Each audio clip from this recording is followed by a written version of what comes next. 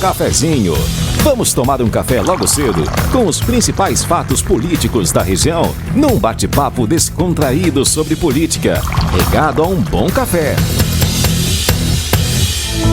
Mário Flávio já está aqui no estúdio, na bancada do Jornal da Cidade, para comentar a reunião que teve ontem com o presidente da República, Lula, e os governadores de todo o país, e também sobre a desmontagem do acampamento aqui em Pernambuco. Não é isso, Mário? Bom dia novamente para você.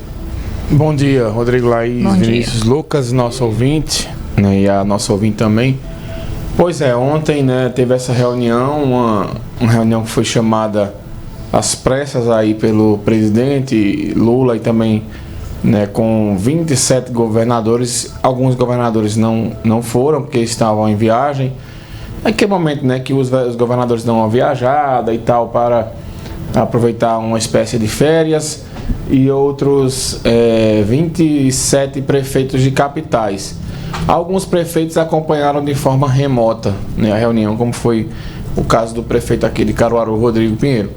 Mas o fato é que a reunião ontem ela foi num clima ameno, né? Como foi uma reunião aberta, eu acho que as falas foram todas, né, bem pensadas e bem articuladas para não aumentar o clima de tensão que já existe atualmente no país.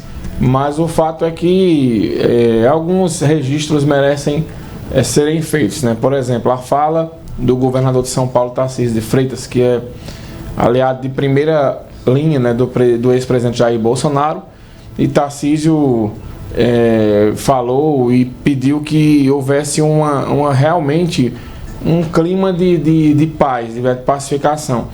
E foi muito parecido com aquilo que eu comentei ontem aqui, né?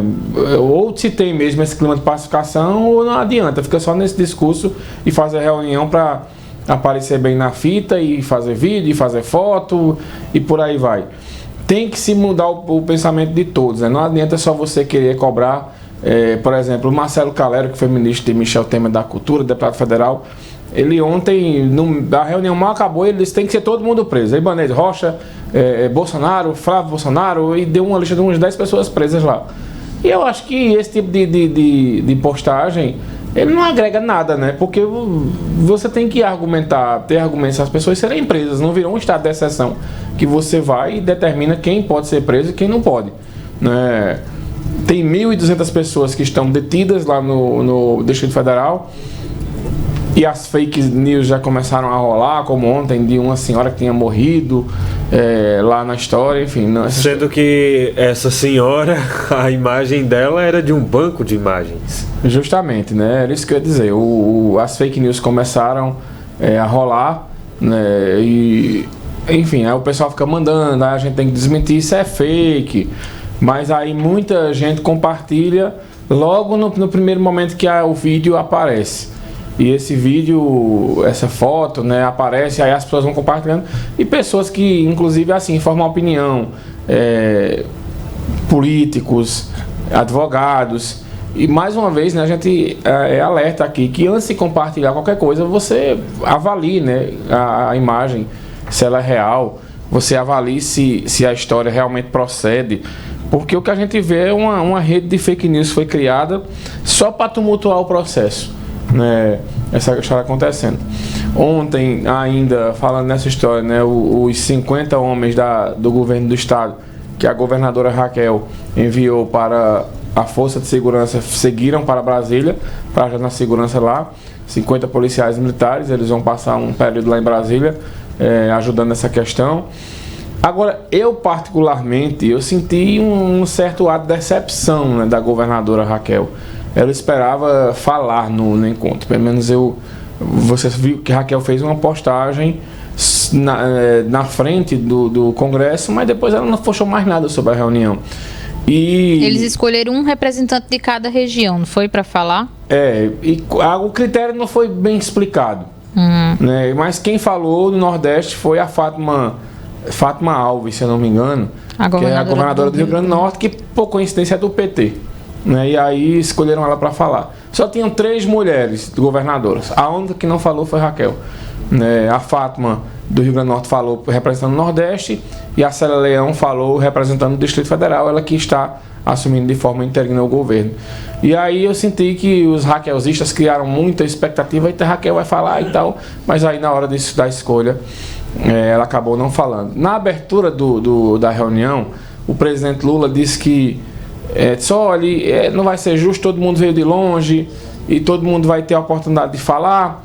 Só que imagine você abrir fala para 27 representantes do governo do estado, porque quem não foi mandou o vice, e ainda tinha fala do presidente da Câmara, do presidente do Senado, da presidente do STF que estava lá. Então era muita gente para falar. Então se cada pessoa fosse falar, só 27 representantes do governo, governador e vice, imagine se você botar 1 minuto para cada um, dava meia hora.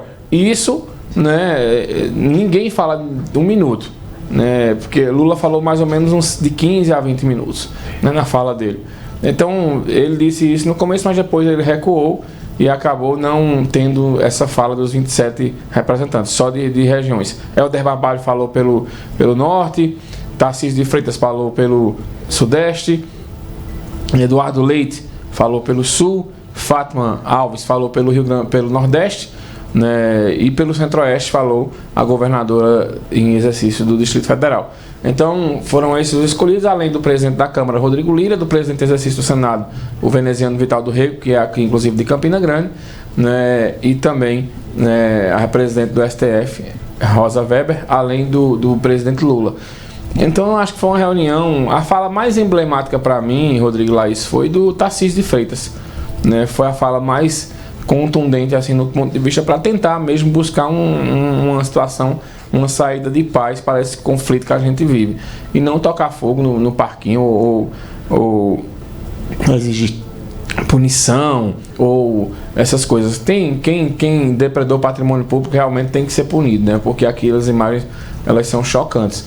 Agora eu acho que chegou o momento também da gente tentar levantar uma bandeira de paz aí nessa história, porque afinal de contas eu acho que ninguém vai querer passar os 4 anos desse jeito, né, do governo do Lula, tendo confusão o tempo todo, né? A gente precisa de buscar a paz e buscar essa paz, eu já disse ontem e vou repetir, tem que começar na base. As pessoas tentarem baixar um pouco o palanque e levantarem um pouco da bandeira da paz de todos os lados.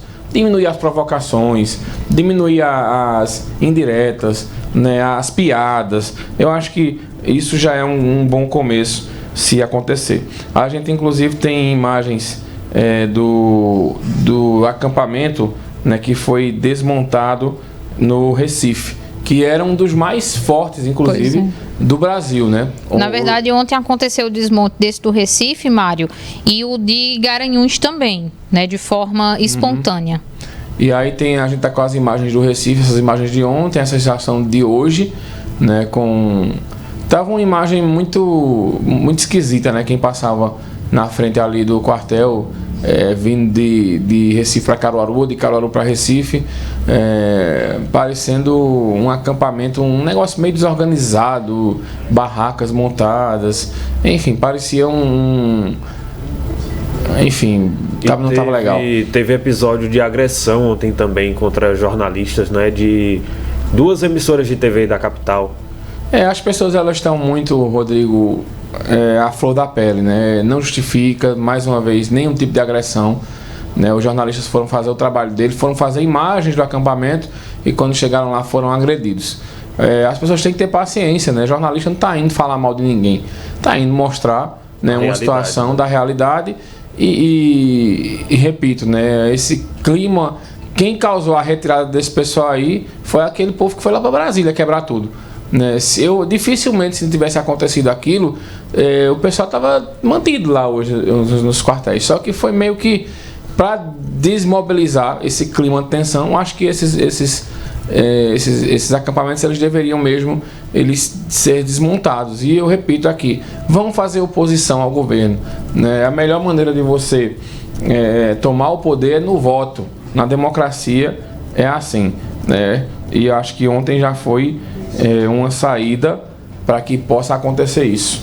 Nessa reunião tirando a questão do marketing, né, que existe, que sempre vai existir, mas eu acho que a fala do Tarcísio foi muito boa, a fala do Helder Barbalho, governador do Pará, foi muito boa também, a da governadora do Rio Grande do Norte já não foi tão boa assim, a do Flávio Dino também não foi uma fala muito boa, né? Acho que o José Múcio Monteiro não ter ido à reunião já é um sinal de que Lula não está satisfeito com ele, né? Porque o Ibanez Rocha caiu os secretários, mas eu acho que o Flávio Dino, eu disse ontem aqui no primeiro teste dele, ele falhou enquanto ministro da Justiça, e também eu acho que o José Múcio Monteiro subestimou, né, o movimento, né, ele enquanto ministro da Defesa.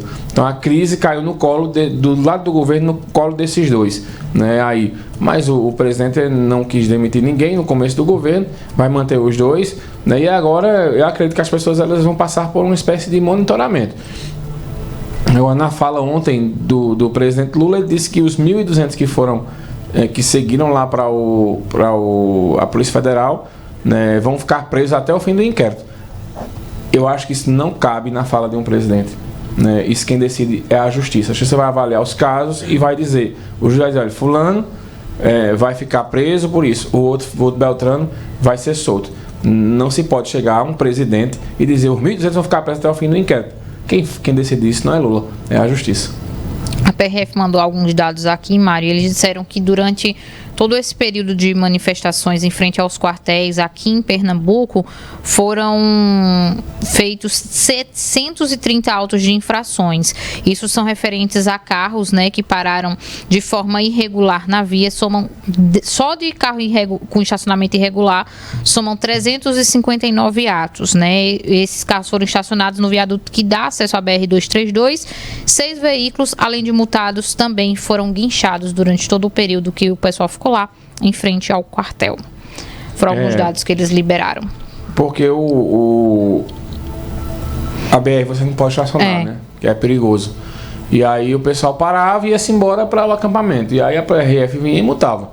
Essa conta ela não vai ser barata, viu, Laís? Para quem estava envolvido nesses movimentos e pedindo, né, situações que não cabem à democracia, intervenção militar, tudo aquilo que a gente vem falando aqui.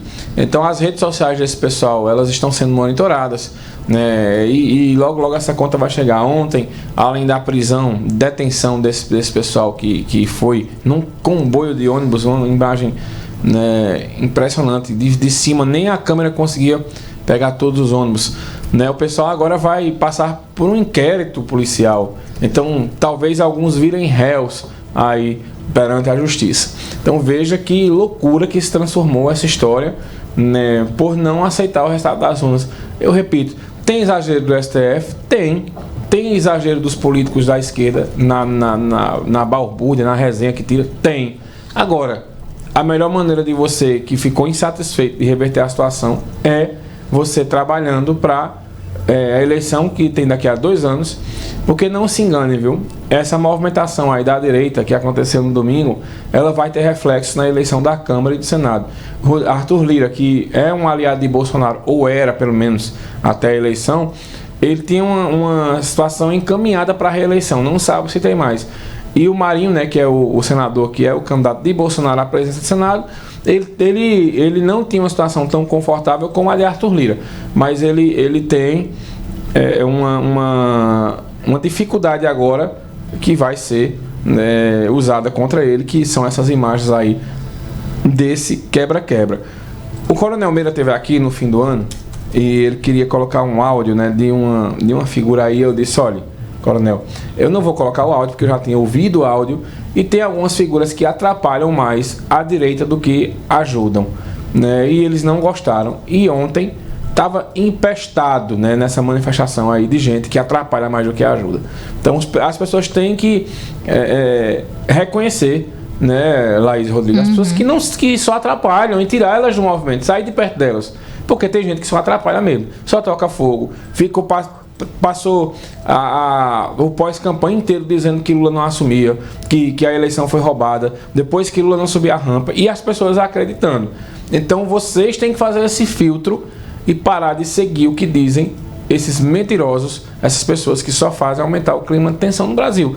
Porque as instituições elas vão seguir funcionando, né? E não dá para você dizer que só a eleição do Bolsonaro foi roubada quando deputados e governadores foram eleitos no primeiro turno, e muitos que apoiaram inclusive o Bolsonaro. Então está na hora do pessoal cair na real e entender que a vida precisa continuar, e nada melhor do que cobrar do governo o que foi prometido durante a campanha. Essa é a melhor maneira de você fazer oposição, essa é a melhor maneira de você cobrar das pessoas que foram eleitas e as promessas serem cumpridas, e não você ficar o tempo todo colocando em xeque um sistema eleitoral porque você não gosta do Lula, né? Eu acho que o caminho é esse. Muito bem, Mário. Mais tarde, 10 horas, tem mais política no Manhã Cidade, né? Isso mesmo, Laís. Tem mais política no Manhã Cidade. Vamos continuar repercutindo esses assuntos. E às 11 horas, né, o professor Marco Aurélio entrevista o vereador Fagner Fernandes. Perfeito. Muito bem. Agora é hora da gente falar de futebol. O Porto definiu os preços dos ingressos para o jogo contra o Central.